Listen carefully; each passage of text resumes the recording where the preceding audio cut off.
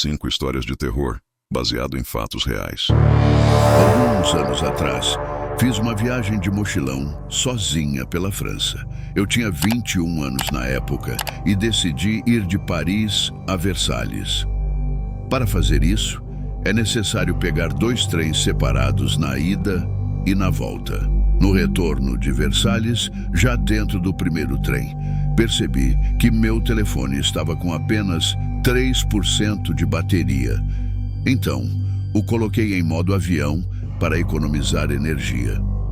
Coloquei meus fones de ouvido, mesmo sem música, para evitar que as pessoas se aproximassem de mim. Foi então que John se aproximou, ignorando meus fones de ouvido, e começou a falar comigo em francês. Eu estava cansada após um dia caminhando pelos jardins de Versalhes e não queria conversa. Então fingi que não entendia francês. Ele pegou o telefone, abriu o Google Tradutor e perguntou se eu queria aprender francês. Respondi que não, obrigada, e coloquei os fones de ouvido de volta. Mesmo assim, ele continuou a me fazer perguntas pelo telefone. A próxima foi sobre onde eu estava hospedada. Menti, dizendo que estava em um grande hotel com minha família e que estava voltando para lá. Ele perguntou onde era e eu respondi apenas Paris. Em seguida perguntou se eu desceria em uma parada específica do metrô e menti novamente dizendo que sim. Ele então disse que iria comigo, ao que eu respondi imediatamente que não. Coloquei meus fones de ouvido de volta e ignorei-o completamente, o que o fez parar de falar comigo por alguns minutos. Ele então recebeu um telefonema e disse ao amigo: "Sim, vou descer nessa parada. Você vai para esta parada." Isso me alarmou, pois era exatamente a parada onde eu realmente iria descer. Quando chegamos à estação de transferência, ele se levantou, desceu do trem e ficou esperando por mim na porta. Aproveitei para levantar devagar e pegar minhas coisas, fazendo parecer que estava fazendo isso de propósito. Ele saiu para pegar outro trem e eu, lentamente, fiz meu caminho para o próximo trem. Entrei no vagão da frente, observando todos ao meu redor para ter certeza de que ninguém suspeito estava me seguindo. Quando cheguei à minha parada, fiquei de olho nas pessoas entrando e saindo, mas não vi nenhum sinal de John ou de alguém prestando atenção em mim. Desci com a multidão, virei a esquina e, para minha surpresa, lá estava ele com 4 amigos, examinando todos que estavam saindo do trem. Virei rapidamente e fui na direção oposta, soltando meu cabelo do coque e tentando mudar minha aparência o máximo possível. Assim que saí da estação de trem, corri de volta para o meu albergue e decidi que não sairia de lá, a menos que estivesse acompanhada por um dos meus colegas de quarto. Quando eu era adolescente, em 1993, estava esperando em um posto de gasolina abandonado no centro de Akron para encontrar um traficante e comprar droga. Naquela época, os telefones públicos ainda estavam em uso frequente. Enquanto esperava, o telefone público no estacionamento começou a tocar. Era perto do pôr do sol nos arredores do centro da cidade e não havia uma única pessoa por perto. Por curiosidade, atendi o telefone. Do outro lado da linha, um homem perguntou se eu era o Chad. Meu nome não é esse. Então, respondi que ele estava enganado. O homem me ignorou e continuou: "Chad, eu quero que você faça coisas ruins comigo." Repeti que eu não era Chad e perguntei o que ele queria e se sabia para onde estava ligando. Ele me ignorou novamente e começou a descrever em detalhes muito explícitos todas as coisas que ele queria que Chad fizesse com ele na cama. Eu comecei a rir e disse novamente que eu não era Chad. Finalmente o homem disse que tinha certeza de que eu era Chad e me descreveu perfeitamente. Mencionou a cor da minha camisa e o tipo de sapatos que eu estava usando. Desliguei imediatamente e olhei em volta. Não havia ninguém. Quero dizer, nenhuma única pessoa por perto. Entrei no meu carro e saí dali o mais rápido que pude. Eu moro na Pensilvânia e isso aconteceu comigo quando eu tinha uns 5 ou 6 anos, por volta de 1995. Naquela época, meu pai trabalhava como entregador para uma padaria local e como ele não podia pagar uma babá, me levava com ele nas entregas. Íamos à padaria de manhã cedo e eu brincava na sala dos fundos com meus brinquedos enquanto ele carregava a van com pão. Passávamos a maior parte do dia dirigindo por toda parte, entregando pão em várias paradas da rota. Um dia, paramos em um lugar chamado The Stone. Acho que foi a última parada em nossa rota naquele dia. Ou talvez meu pai só quisesse uma bebida depois do trabalho. Lembro que ficamos lá por mais tempo do que o normal. Papai estava conversando com um amigo no bar e eu estava entretido com meus brinquedos. De repente, senti uma necessidade urgente de usar o banheiro. Perguntei ao meu pai onde era, pois normalmente nunca ficávamos lá por tanto tempo e eu nunca tinha precisado usar o banheiro antes. Preciso adicionar um contexto aqui. Eu tinha um amigo imaginário naquela idade, mas sempre soube que ele era apenas imaginário. Nunca o confundi com alguém real, nem o vi de fato. Além disso, tenho um histórico de demorar muito para fazer cocô, algo que ainda acontece hoje. Papai apontou para uma grande porta de madeira bem em frente ao bar e disse que o banheiro era lá embaixo. Abri a porta e me deparei com uma escada de degraus. O banheiro era essencialmente uma pequena área no porão, com paredes de concreto. Em frente à escada havia uma parede vazia. À esquerda da escada havia uma pequena pia com um espelho e uma única lâmpada acima que projetava luz na parede oposta. Havia um mictório ao lado da pia e, em seguida, uma divisória para o vaso sanitário que ficava encostado na parede. Não havia porta para o vaso, pois era um banheiro individual e a única luz vinha da lâmpada acima do espelho. E não havia janelas nem outras saídas. A única maneira de entrar ou sair era pela porta no topo da escada. Lá estava eu, sentado no vaso, fazendo minhas necessidades, sem nada para olhar além da parede do outro lado do box. Em algum momento, vi a sombra de um homem com um chapéu de palha aparecer na parede. Para que aquela sombra estivesse lá, o homem devia estar parado do outro lado da divisória, à minha direita, em frente à pia e fora da minha linha de visão. Lembro que ele falou comigo, mas não lembro exatamente o que disse. Só lembro que ele tinha uma voz reconfortante e nunca me senti ameaçado. O homem na sombra tentou me fazer rir. Ele perguntou se eu gostava de gatos e então a sombra de um gato apareceu ao lado da sombra dele. A parte mais vívida dessa experiência foi quando ele puxou um ioiô e começou a brincar com ele, e a sombra do gato o atingiu. Lembro de rir e me sentir completamente à vontade. Em algum momento, o homem do chapéu de palha me disse que eu precisava ir, que era hora de eu ir embora. A sombra do homem e do gato desapareceu lentamente. Limpei-me, dei descarga, contornei a divisória e percebi que estava sozinho no banheiro.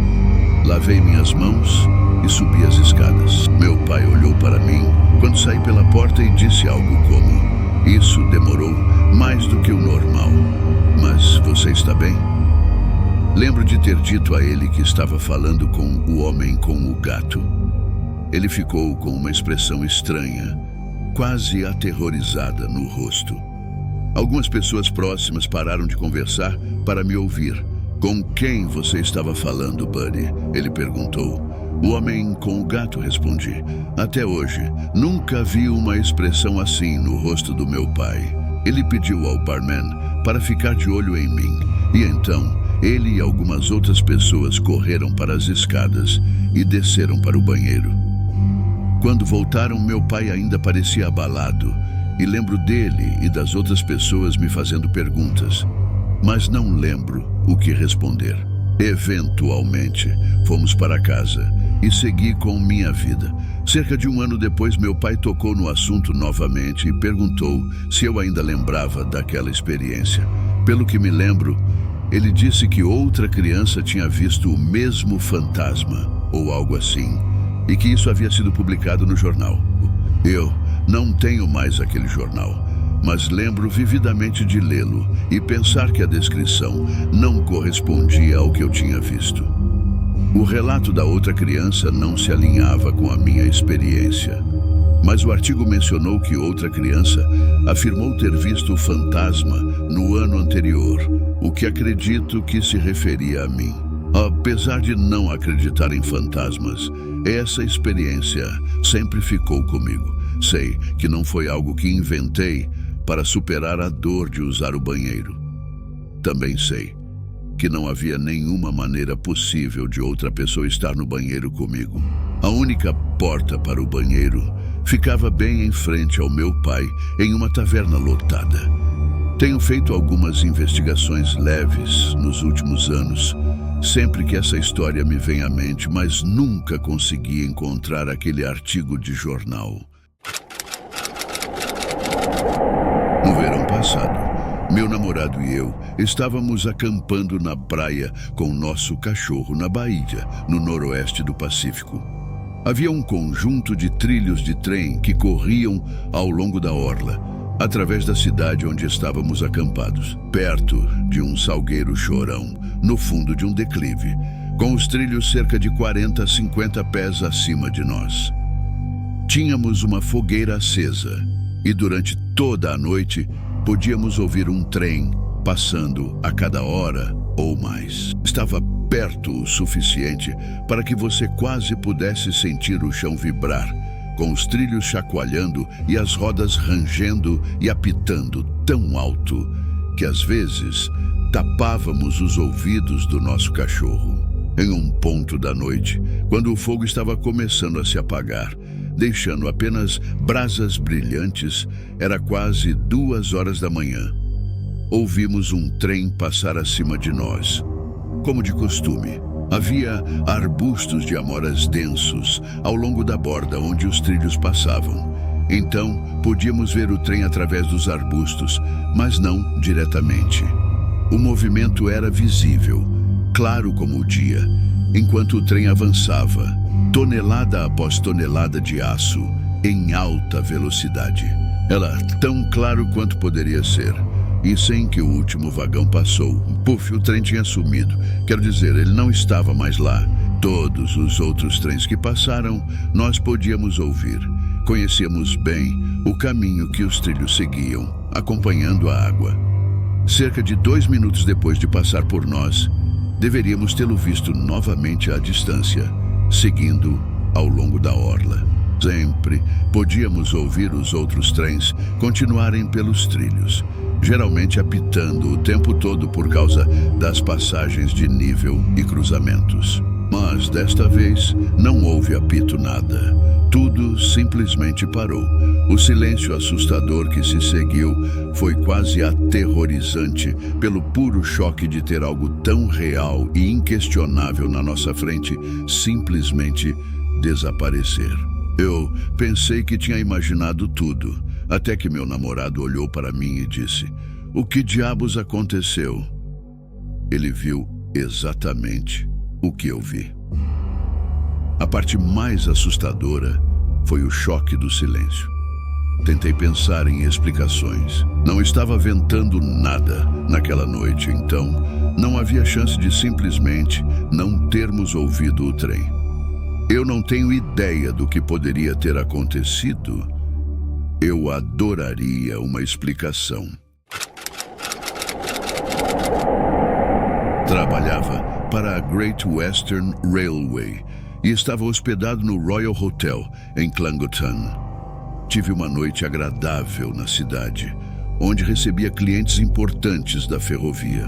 Com o fim da Segunda Guerra Mundial na Europa, a ferrovia decidiu fazer um esforço para reconquistar a boa vontade dos clientes do pré-guerra. O espectro da concorrência do transporte rodoviário pairava sobre as ferrovias, especialmente nas operações de frete. Nos anos imediatamente anteriores ao início da guerra, temia-se que essa concorrência pudesse aumentar agora que as hostilidades haviam terminado.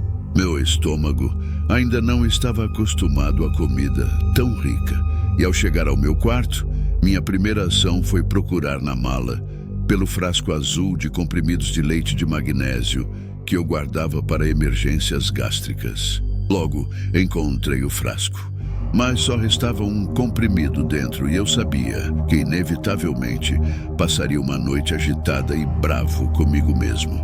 Fui até a janela e olhei para a cidade. O trovão ainda havia relâmpagos distantes. Além da ponte, eu podia ver a estação ferroviária.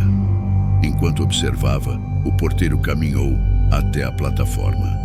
Logo caí em um sono, por causa do meu estômago embrulhado e da noite quente e estrondosa. Algum tempo depois, acordei percebendo que precisava ir ao banheiro. Ainda meio adormecido, vesti chinelos e um roupão e caminhei cambaleante pelo corredor até o banheiro. Voltei logo depois, mais confortável, mas ainda meio adormecido, e estava prestes a voltar para a cama quando percebi que tinha esquecido de colocar meus sapatos do lado de fora da porta para limpar. Quando os peguei no pé da cama, ouvi um som estranho do lado de fora da janela. Um suave assobio, como se um grande pássaro tivesse passado perto. Abri as cortinas e olhei para fora. Embora o trovão ainda estrondeasse, estava mais distante e a chuva tinha parado. Minha atenção foi imediatamente atraída para uma figura sombria na plataforma da estação. Uma forma estranhamente curvada, que parecia uma velha de costas encurvadas. Estava parada perto da caixa de sinalização. Mas o que uma velha senhora estaria fazendo na estação a essa hora? Esfreguei meus olhos e quando olhei novamente, vi que a criatura agora havia se esticado à sua altura máxima e desdobrado um enorme par de asas de seus ombros. Isso deve ser um sonho, pensei, balançando a cabeça em uma tentativa de me acordar. Naquele momento, a lua desapareceu atrás de uma nuvem e a cena escureceu. Um instante depois, o luar banhou a paisagem novamente. A estação estava vazia. Voltei para a cama e fui dormir meio perturbado. Mas até hoje não acredito no que vi aquela noite. Mas nunca o mencionei a história até muitos anos depois, quando meus netos começaram a exigir histórias assustadoras na hora de dormir. E o conto da avó voadora se tornou um grande favorito deles.